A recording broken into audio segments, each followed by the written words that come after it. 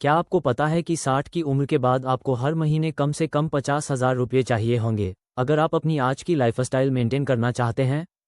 इसका मतलब है रिटायरमेंट तक आपको करोड़ों का फंड बनाना होगा। लेकिन 90% लोग रिटायरमेंट प्लानिंग के नाम पर सिर्फ ईपीएफ पर निर्भर रहते हैं।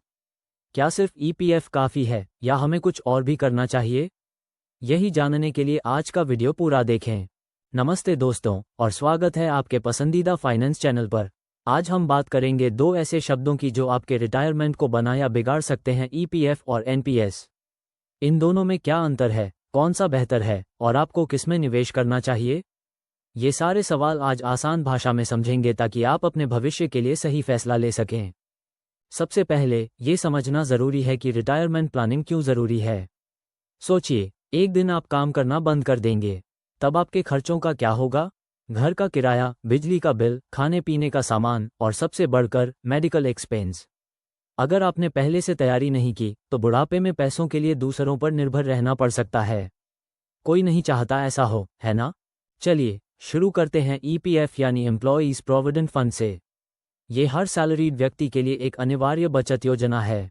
अगर आपकी कंपनी में 20 से ज़्यादा कर्मचारी हैं तो आपका पीएफ कटना ज़रूरी है। इसमें आपकी सैलरी का एक हिस्सा और उतना ही हिस्सा कंपनी की तरफ से हर महीने जमा होता है। ये एक तरह से आपकी सैलरी में से कटने वाला जबरन बचत का डिब्बा है। ईपीएफ में आपके मूल वेतन, बेसिक सैलरी और महंगाई भत्ते डा का 12% आपकी सैलरी से कटता है और उतना ही 12% आपका एम्प्लॉयर भी जमा करता है। इस पर सरकार हर साल एक फिक्स इंटरेस्ट रेट देती है जो अभी लगभग 8.15% है। ये ब्याज दरें समय समय पर बदल सकती हैं, लेकिन आमतौर पर यह बैंक एफडी से बेहतर होती हैं। ईपीएफ का सबसे बड़ा फायदा इसकी सुरक्षा है। आपका पैसा सरकारी देखरेख में होता है तो डूबने का कोई खतरा नहीं। साथ ही इसमें एई यानी एग्जेम्प्ट का टैक्स बेनिफिट मिलता है।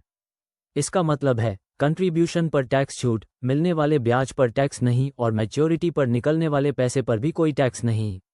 ये सुरक्षा और टैक्स बचत इसे काफ़ी आकर्षक बनाती है।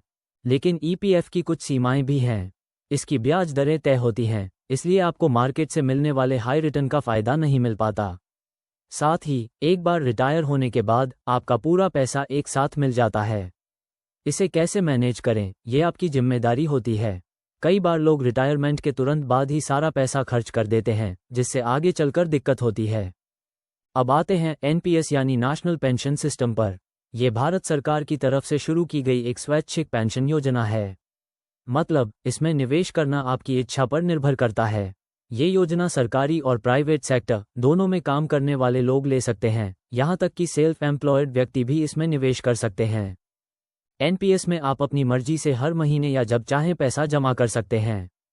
इसमें आपका पैसा शेयर बाजार, सरकारी बॉन्ड्स और कॉर्पोरेट बॉन्ड्स जैसे अलग अलग एसेट क्लास में निवेश होता है। आप खुद चुन सकते हैं कि आपका कितना पैसा इक्विटी शेयर बाजार में जाए और कितना डेट सरकारी बॉन्ड्स में।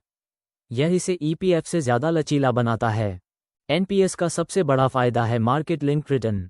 क्योंकि आपका पैसा शेयर बाजार में भी लगता है तो इसमें ईपीएफ के मुकाबले ज़्यादा रिटर्न मिलने की संभावना होती है। इतिहास में एनपीएस ने 8-12% तक का सालाना रिटर्न दिया है। आप अपनी रिस्क लेने की क्षमता के हिसाब से इक्विटी एक्सपोजर चुन सकते हैं।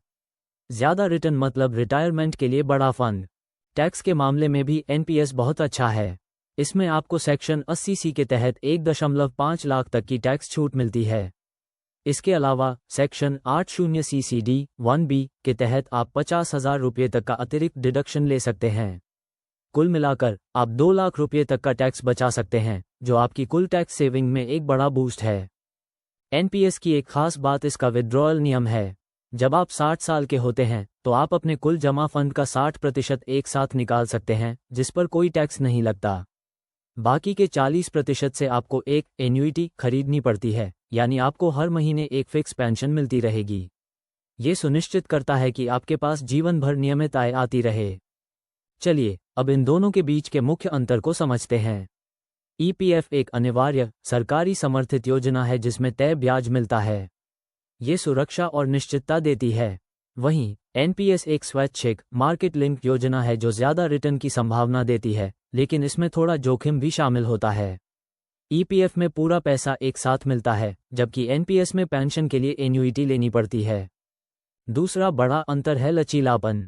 ईपीएफ में आप अपनी सैलरी के हिसाब से ही कंट्रीब्यूट करते हैं और अपनी एसेट एलोकेशन नहीं चुन सकते, जबकि एनपीएस में आप अपनी मर्जी से कंट्रीब्यूट कर सकते हैं, कभी कम कभी ज़्यादा।